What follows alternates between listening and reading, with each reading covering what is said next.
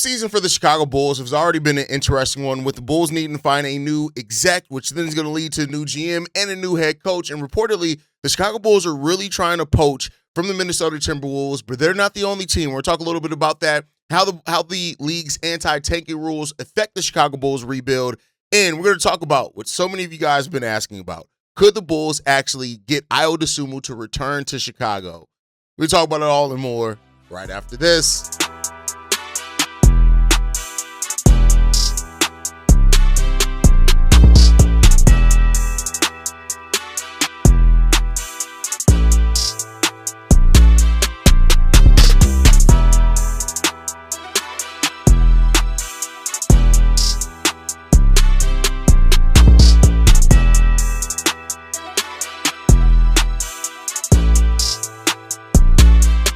What's going on, Bulls fans? Welcome to another episode of Chicago Bulls Central, your number one spot for everything Chicago Bulls related. I'm the host there, Haize. But more importantly, you guys can follow the channel at Bulls Central Pod on every social media platform we happen to be on. With that said, let's go ahead and get into this content for today, y'all. And we're hearing some of the same things that we've heard, is that Matt Lloyd remains a primary target by the Chicago Bulls to poach that from Tim Connolly. You know, he is the second in command to Tim Connolly over in Minnesota. And rightfully so, that has gotten some questions raised because, keep in mind, Arturas Karnisovas was the number 2 under Tim Connolly in Denver, right? And so, you know, reportedly that Bulls aren't the only one trying to poach from Minnesota right now. The Mavericks are also trying to pursue Tim Connolly as well.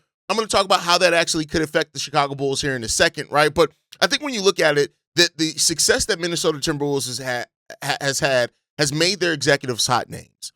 And this happens when you build correctly, when the team has success, they draft well, they make good moves, teams start trying to poach from that because you're poaching from that tree. Now, that's not always a successful thing. I think in the case of Matt Lloyd, what makes it a little bit different than what, like, the pursuit of AK is that not only did Matt Lloyd start in Chicago, but you saw the way that he grinded. You saw the way that, you know, he built himself up from being a unpaid intern all the way up to being now, you know, the second in command to Tim Connolly in Minnesota. And he started off here in Chicago. So there's already a little bit more familiarity in that. There have been pictures of him and Pax talking at draft combines and stuff over the years. So there's clearly a relationship there, right? And the connection to Chicago is a big part in all of this, whether you wanted to or not wanted to. And Paxson's role in this is also a controversial one because, you know, Bulls fans are wondering how John Paxson is still in power as much as he is here. And the thing that I do think there's been a bit of narrative here, right? I think that some Bulls fans don't realize that Pax has never not been on payroll, right? And I know I've talked about it some over the course of the years. You know, Paxson immediately, he moved from his president role to being a special advisor. He's been under payroll the whole entire time. He was initially there to kind of help advise AK as AK transitioned over here to the Chicago Bulls. And, you know, just understanding how to work with the Reinsdorfs was the initial kind of thought process, again, because as I've said many times before, working with the Reinsdorfs is very unique as far as the ownership groups around the league. But, you know, this comes from Brett Siegel and everybody, that it comes down to, you know, there are teams trying to poach, and Dallas is trying to get Tim Connolly. So, you know, the thing that I look at this and say is that if, and this is a big if, we don't really know, right? But if Matt Lloyd does get this job and he did want to bring anybody over with him that he may have worked with in Minnesota to give them promotions to come to the Bulls, you could start seeing, I don't want to call it a battle per se, but Tim Connolly could have the same mindset himself, right? If Tim Connolly does go over to the Dallas Mavericks, which is kind of the rumor right now that the Mavericks are going to heavily pursue Tim Connolly to leave Minnesota to come over to Dallas to help lead that rebuild around, of course, Cooper Flagg, is he going to want to bring his own people over as well? So it's like the thing that this all comes down to is this: just get it done, right? So, you know, just get it done. So when you look at the names from the Minnesota Timberwolves and things like, of course, Tim Connolly. This one comes from Brett Siegel. Brett Siegel said this: while Michael Finley and Matt Riccardi are still possibilities to remain in the Mavs front office, current Minnesota executive Tim Connolly is the name that keeps coming up in conversations around the league regarding Dallas. Aside from Connolly possibly reevaluating his future with Minnesota at the end of the season, there's been some talk about new owners Alex Rodriguez and Matt Lloyd wanting to make some front office changes themselves. So could we start seeing the dismantling of the front office? And, you know, that's something that you see when new owners come in, right? Same thing that we talk about, that you have to be open to everything when a new exec comes into a team as far as rebuilding that team and not evaluating players the same way they were evaluated by the prior front office. We got to see what it comes down to. Jake Fisher also, for what it said of his timeline, said that the opinion within the league is that Connolly, the man who constructed the core of Nuggets in 2023 champion squad, could be gettable for the Mavericks once the campaign concludes. His right-hand man is also facing uncertain terms as his stock continues to rise. Then there's Matt Lloyd's Connolly's top aide with the Wolves, who has emerged as a prime target in Chicago's hunt for a new head of basketball operations. So, hey, it is what it is when it comes down to that. Like, we're going to see what's going to happen. I do think, at this point, I think you just heard it from too many outlets. Matt Lloyd probably seems like the guy that is maybe his job to lose. We just got to see if it's going to end up working out for him and what success he's going to have over and coming over to this. So, as these in-person interviews goes down over the course of this week, the Minnesota Timberwolves just lost last night. They're up 3-2 against the Denver Nuggets. We're going to see what happens. But one thing kind of stood out in this, right? And this one came from Mark Stein as well, who said this. The early word is that discussions with various candidates have indeed taken on a rebuild tone. Sources say that the process will advance to the in-person interview stage next week. That was last week, before the league descends en masse to Chicago for the annual NBA draft combine. So why does that stick out, right, as far as a rebuild tone? It goes back to the thing that I think we've all kind of talked about, and I think a lot of Bulls fans do realize, even though they don't want to admit it, right, is that if you're doing a total rebuild yet again, and many are going to say, well, Haize, we just traded so many players. We got a bunch of second-round picks. Like, we're already clearly in the middle of the rebuild. And you're right? I'm not saying that a rebuild did not start by AK. It absolutely did. But I do think that hearing that the conversations in these interviews have taken on a rebuild tone, to me what that says is that, everything is open. Like, they're not talking to these guys and saying, hey, listen, you come in here, but we got to keep X player.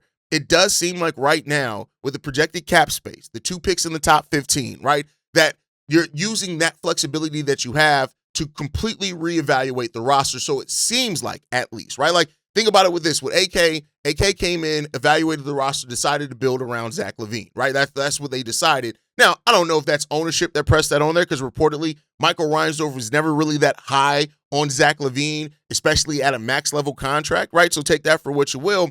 But I do think that it's more of a patience, long-term plan here with Chicago. Now, we'll talk about how the NBA lottery rules could affect that rebuild tone, right?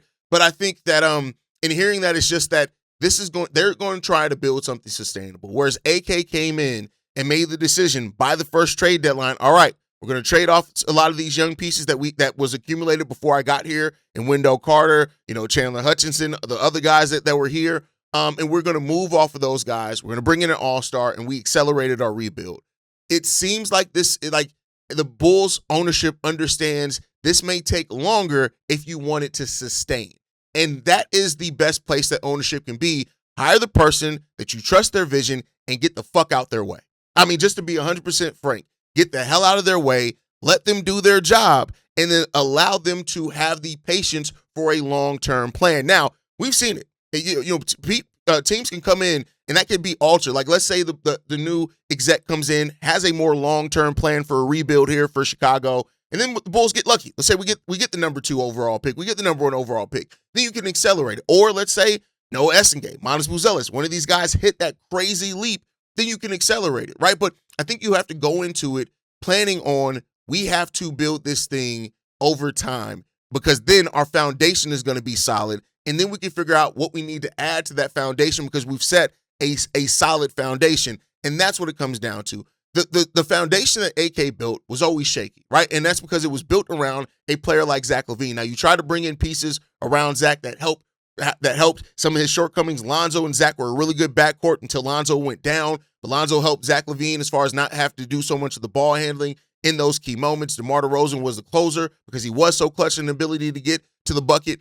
And we never really, we saw that 36 games of that, and then Lonzo went down. We never got to see it again.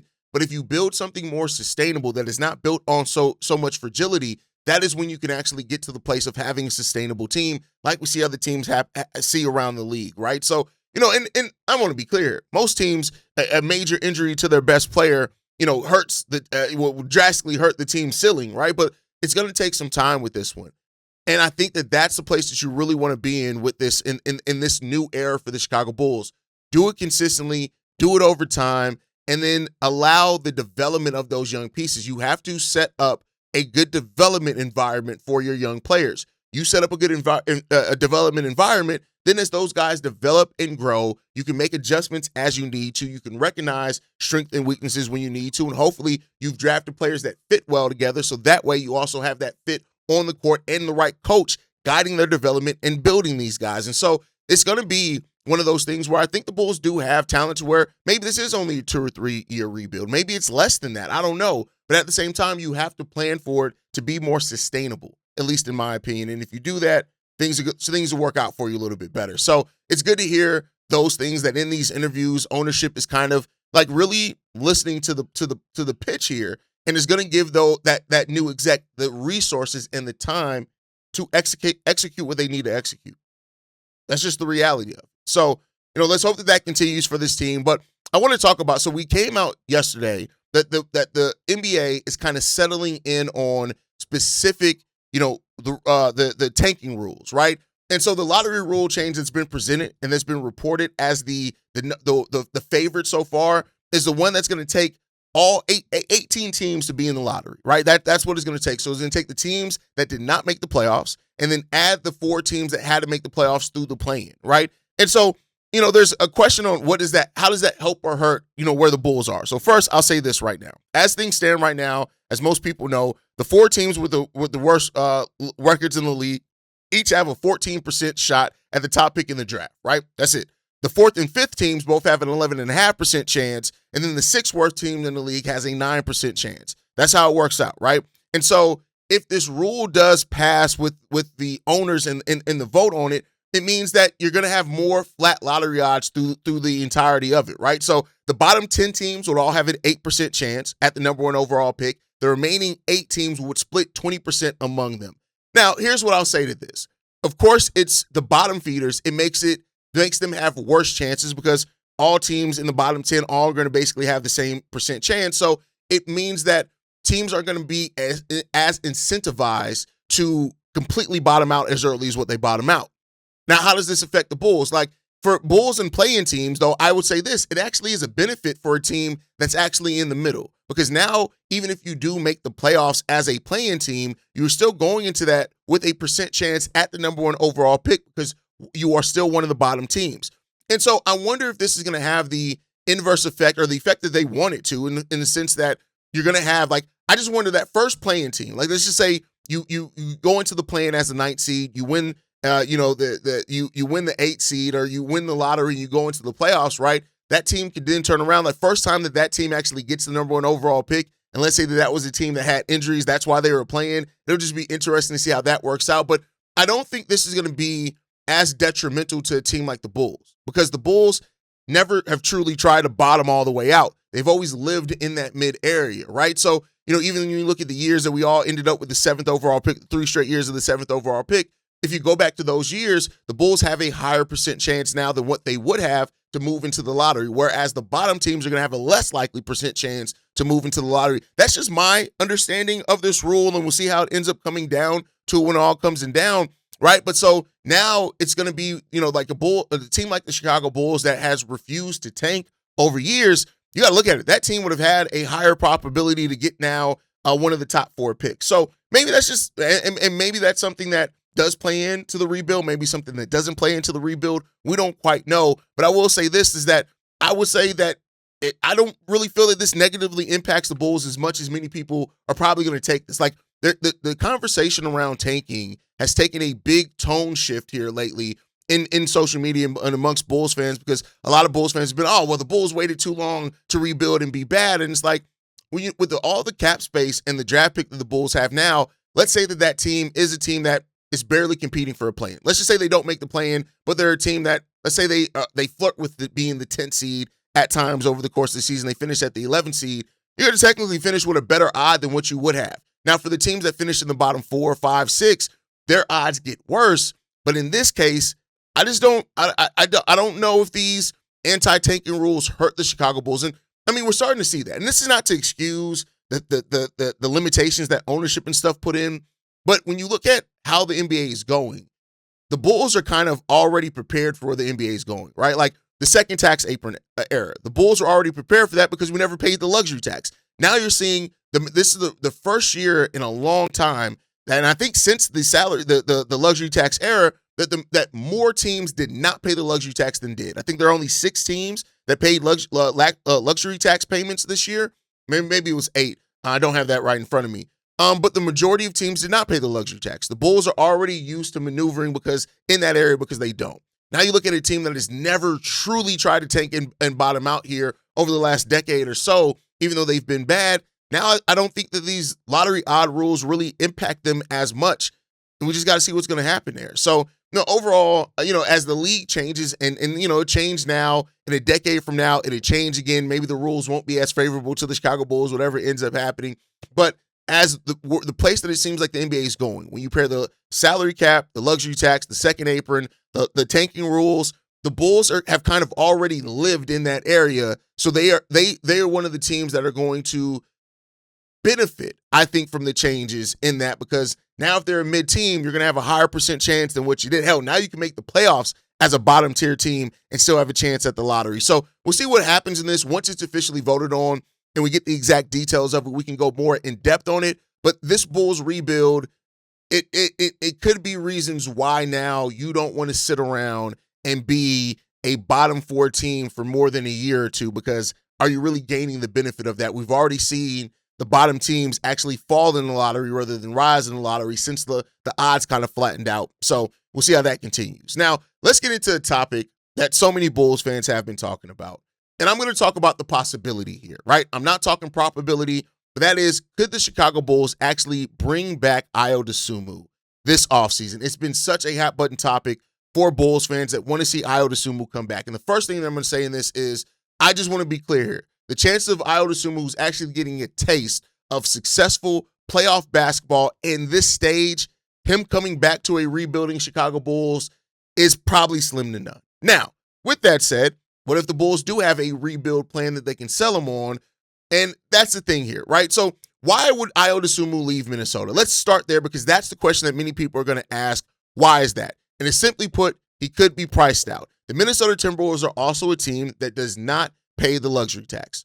So because of that, they sit right now, I believe they're going to be about $16 million below the luxury tax, if I'm not mistaken, for the Minnesota Timberwolves. So that's the money that they can offer Ayo. Now, keep in mind, that would be more money than Ayo Dosunmu ever had on a contract here in Chicago in his current contract. So maybe that is enough of a pay increase alone for them to try to keep Ayo Dosunmu. And they are $16 million beneath the luxury tax next year. So meaning they can use that money to re-sign their own free agents, because you can re-sign your own guys and go over the salary cap to do so. So they have that underneath the first apron, the luxury tax apron. So that is about what they can offer Ayo Dosunmu. $16.8 million is where they're below. But then you got to think they got some other things that they need to work in there as well. They have some other roster spots. So let's say the number that they can offer Ayo is between 12 and 14, 15-ish million, right? Let's just say that. Teams are going to offer Ayo Dosunmu more than that. I think with the run that he's had here in the playoffs, you're probably looking at teams legitimately making a 18 to 20 to maybe up to 24, $25 million offer for Ayo Dosunmu. So there is a chance there that the Bulls, with the most cap space in the league, could take a shot at Ayo Dosunmu and try to get him in there. It is a possibility for it. Now, many people are going to ask, why would they do that? Is Ayo Dosunmu a really good fit next to Josh Giddey? Yeah, we've seen a little bit of that, right? And I think the fact is that even if the Bulls do draft a guard in this draft, is that guard going to be ready to start, right? So do the Bulls give Ayo Dosunmu a 2-3 year deal while that new guard is able to start, and then once they are, maybe you put Ayo back on the bench? There's a possibility there, right? Like, there's no doubt that if you're just looking at players, and let's just say Ayo Dosunmu wasn't even a player that was a former Chicago Bull. Let's just say he wasn't. Ayo Dosunmu was a player that makes sense. Two-way player next to Josh Giddey, can be on ball, off ball, really good defender, all that type of stuff. He's averaging 21.8 points in the playoffs. That is what Ayo Dosunmu was averaging. He's averaging 21 points, 4 assists in the playoffs. And that's really good to do. He's shooting the ball 60% from the field right now. That we're seeing 54% from 3. We've seen Ayo Dosunmu, and we know what he's capable of. So the chance of bringing Ayo Dosunmu back, I still think the probability of it is low, but the possibility does. Now, what can raise that probability? I'd say this.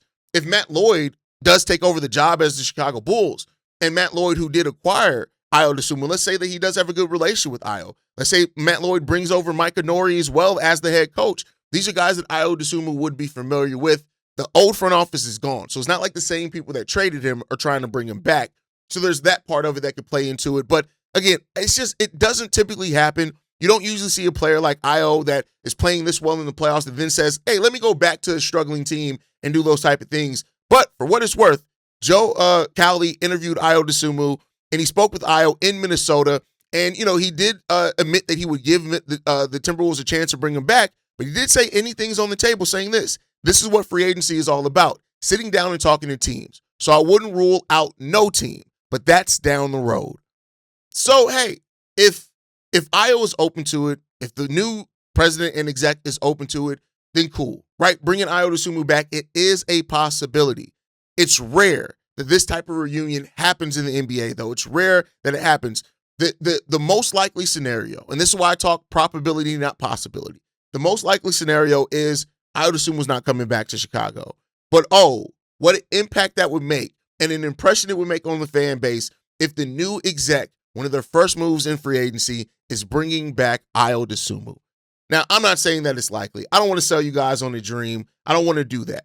But if we are poaching for Minnesota, we are bringing in their second guy over here. There's already going to be an idea in a relationship there, and we don't know. But when you pair that in with the rebuild tone that these conversations have reportedly taken with the Bulls ownership group, I don't know if that really fits rebuild. And people have said things like, Ayo Dosunmu's 26, he's going to be 27, he doesn't fit our timeline. The Bulls don't have a timeline yet.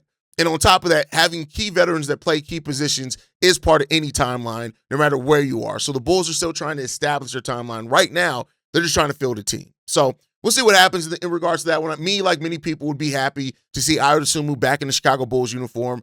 I just don't want to set that expectation like some other, outlets are doing, because I do think that it's a slim chance of happening. But don't take me thinking that it's a slim chance of happening, meaning I wouldn't absolutely love to have Ayo Dosunmu back with the Chicago Bulls, because I would.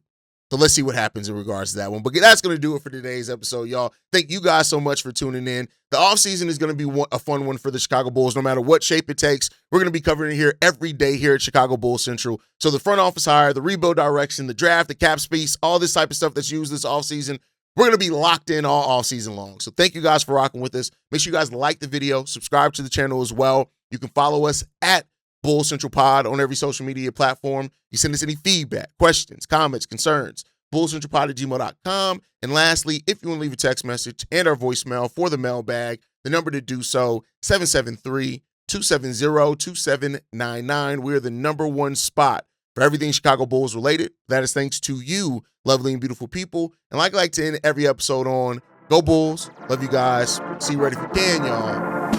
Peace. This has been a presentation of the Break Media.